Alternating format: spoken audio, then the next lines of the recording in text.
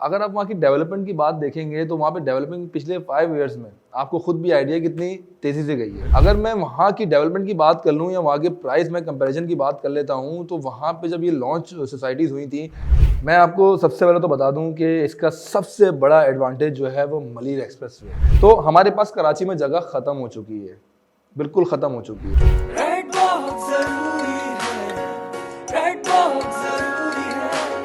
अस्सलाम वालेकुम नाज़रीन, मेरा नाम मोहम्मद आरिफ अख्तर है और मैं आज फिर से हाजिर हूँ रेड बॉक्स प्लेटफॉर्म से। नाज़रीन, आज अपनी शो में जो मैं बात करने जा रहा हूँ 5 years of price comparison of M9 motorway.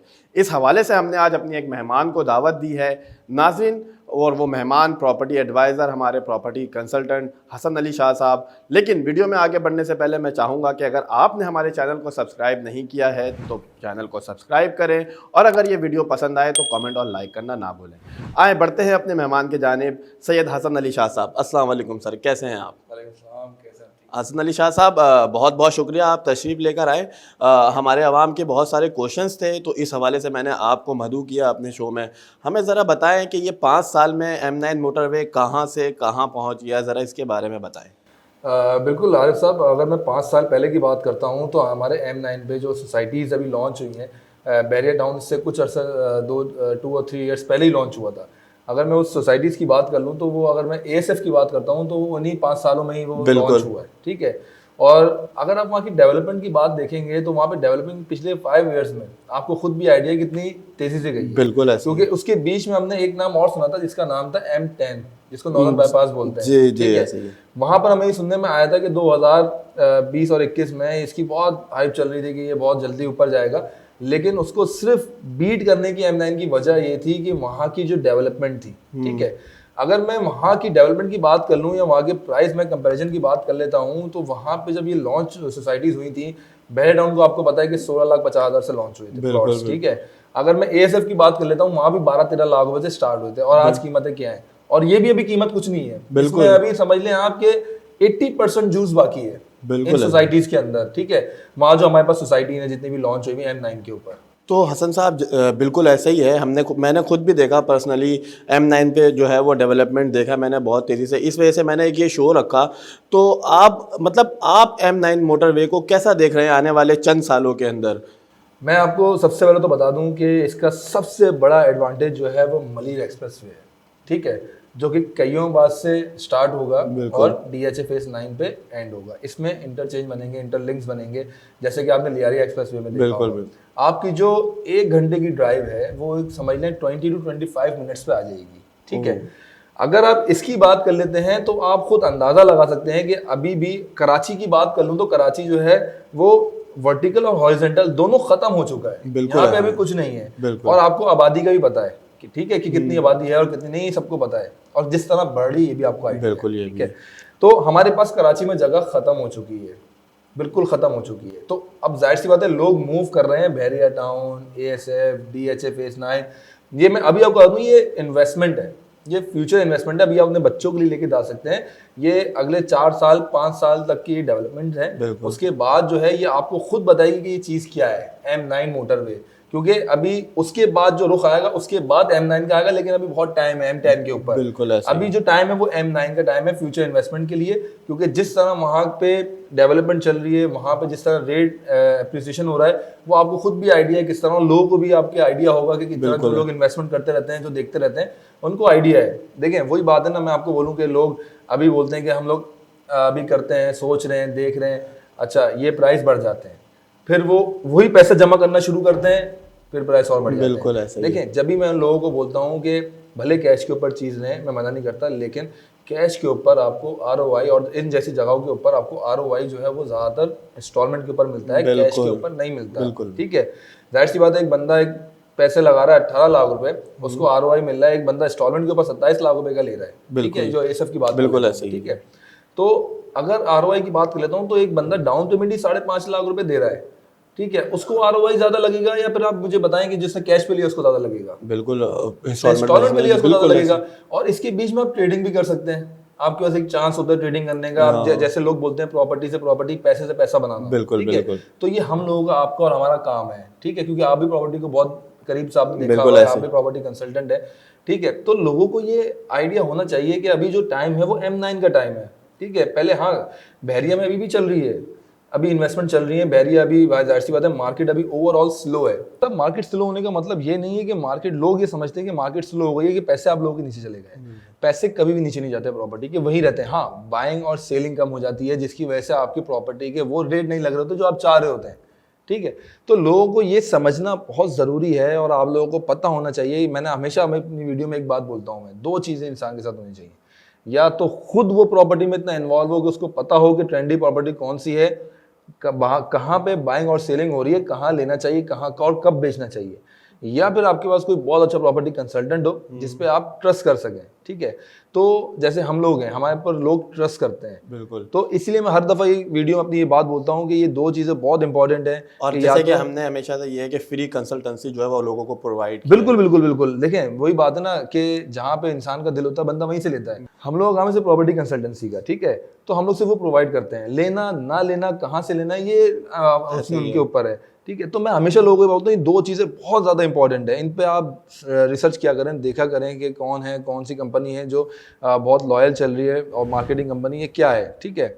तो आरिफ साहब, मेरा हमेशा मशवरा ये होता है कि अभी जो मार्केट है वो स्लो है लेकिन नीचे नहीं गई आप है। ये कहना चाह रहे हैं कि ये बहुत अच्छा वक्त है कि लोग जो है वो बाइंग करने का अच्छा वक्त है, ये है बाइंग। देखें, हमेशा याद रखिएगा, हर दफा अभी मेरा कोई हम लोग जो प्रॉपर्टी में काम कर रहे हैं, सिर्फ प्रॉपर्टी नीचे नहीं है, ओवरऑल बिजनेस लो है। बिल्कुल, मैं भी यही समझाना चाह रहा हूँ आजकल लोग, लेकिन लोग बस वो कहते हैं ना कि प्रॉपर्टी नीचे आ गई, प्रॉपर्टी ये, तो पूरा ओवरऑल अगर मैं आप स्टॉक मार्केट देख लें वो नीचे है, बिल्कुल ऐसे ठीक है। आप अगर किसी भी हवाले से आप उठा के देख लें किसी भी आप बिजनेस को, वो सब नीचे हुआ है, ठीक है। इसका मतलब ये नहीं कि बिजनेस खत्म हो गए, बिजनेस खत्म नहीं हुए हैं, बस स्लो हो गया है। अभी आप देखिएगा जो ईद के, अभी जो रमजानों के लिए जो ओवरसीज क्लाइंट आएंगे, इसमें मार्केट उठती है, ठीक है। और अगर नहीं भी लेते, प्रैक्टिसेस जो है वो मैं बरसों से देखता आ रहा हूं। बिल्कुल ऐसा ही, काफी अरसे से ये प्रैक्टिस चलती हुई आ रही है और ऐसा ही होता है। रमजान से 1-1.5 महीना पहले हमेशा मार्केट स्लो हो जाती है। इसमें या तो ओवरसीज क्लाइंट ने जो बाइंग की हुई होती है वो उसमें डर जाता है कि यार बहरिया स्लो हो गया, ये हो गया,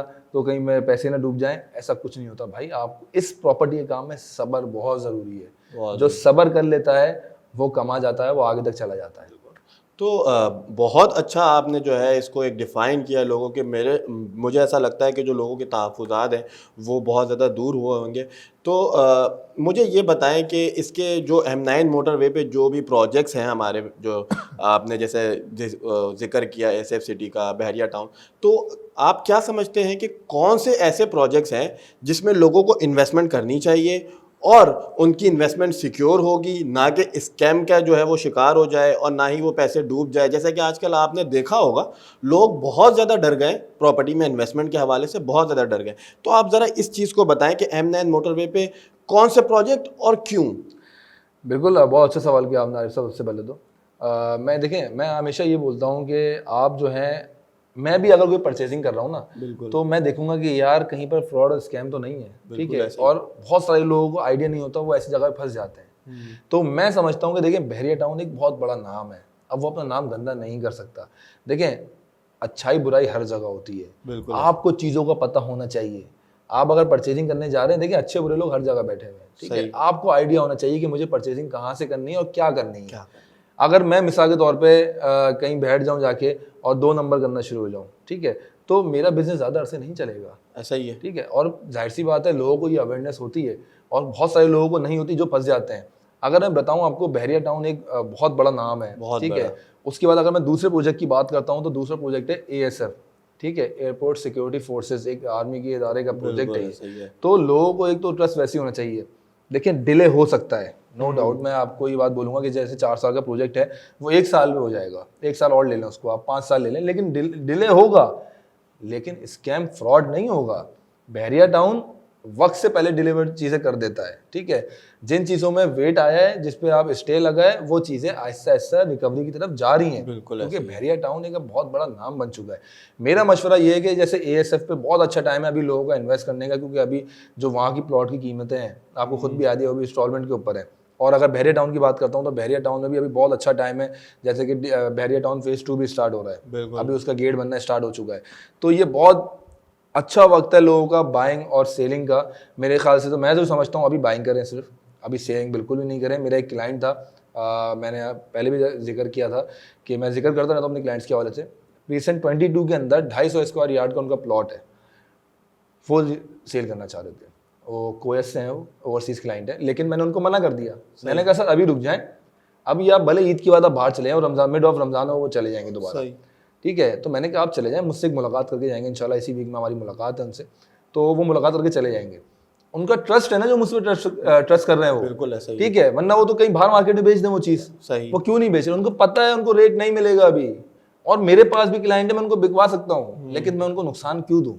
ऐसा ही है। अगर मैं उनको नुकसान दूंगा, कल को मेरे पास थोड़ी आएंगे। अगर मैं आज आपके क्लाइंट को फायदा देता हूं तो कल मेरे पास वो 2 लेके आएंगे। सही। तो ये एक तरीका होता है एक साफ शफाफ काम करने का और एक अच्छे प्रोजेक्ट्स पे काम करने का, क्योंकि लोग सब इन 2 प्रोजेक्ट से बहुत अवेयरनेस और वैसे ही बहुत से लोगों ने जो है वो मार्केट को ख़राब की हुई है। अगर आप साफ शफाफ काम करेंगे तो अल्लाह पाक आपको फिर, और भी जाहिर सी बात है, जब दिल साफ होते हैं तो फिर आपको पता है लोग आपसे बहुत ज़्यादा अट्रैक्ट होते हैं। बेशक। तो सैयद हसन साहब, बहुत बहुत शुक्रिया, आपने हमारे अवाम की जो तहफ़्फ़ुज़ात थे वो दूर किए।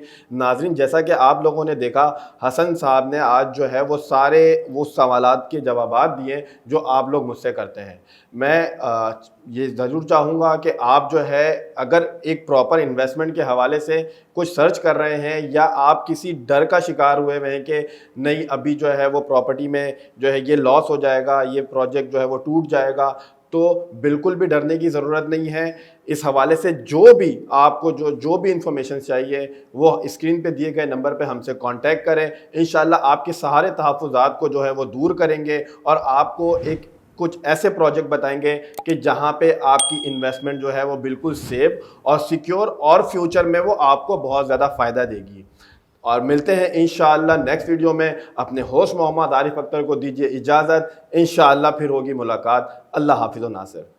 रेड बॉक्स ज़रूरी है, रेड बॉक्स ज़रूरी है, रेड बॉक्स ज़रूरी है, रेड बॉक्स ज़रूरी है।